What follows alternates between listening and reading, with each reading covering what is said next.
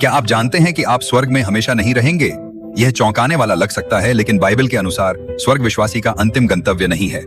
जहां स्वर्ग एक शांति और आनंद का स्थान है, जहां हम मृत्यु के बाद तुरंत ईश्वर के साथ होते हैं, बाइबल प्रकट करती है कि हमारे लिए और भी महान कुछ प्रतीक्षा कर रहा है।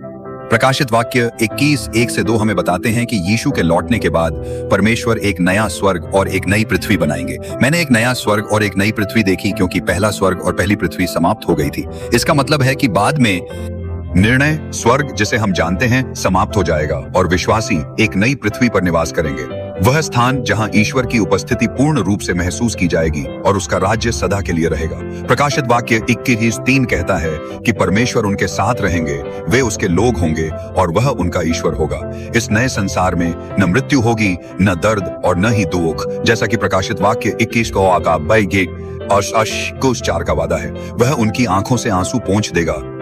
मृत्यु, शोक, रोना या दर्द नहीं होंगे, क्योंकि पुरानी व्यवस्था समाप्त हो चुकी है। अंतिम लक्ष्य सिर्फ स्वर्ग में रहना नहीं है, बल्कि नई पृथ्वी पर परमेश्वर के साथ पूर्ण संगति में अनंत जीवन का अनुभव करना है। स्वर्ग परमेश्वर की अंतिम योजना के पूर्ति से पहले सिर्फ प्रतीक्षा का स्थान है। इसलिए जब स्वर्ग एक अविश्वसनीय आशीर्वाद है, बाइबल वादा करती है कि एक दिन परमेश्वर सभी चीजों को नया बनाएंगे और उसके लोग एक पुनर्निर्मित स्वच्छ संसार में सदा के लिए उसके साथ होंगे। क्या आप नए स्वर्ग और नई पृथ्वी के लिए तैयार हैं?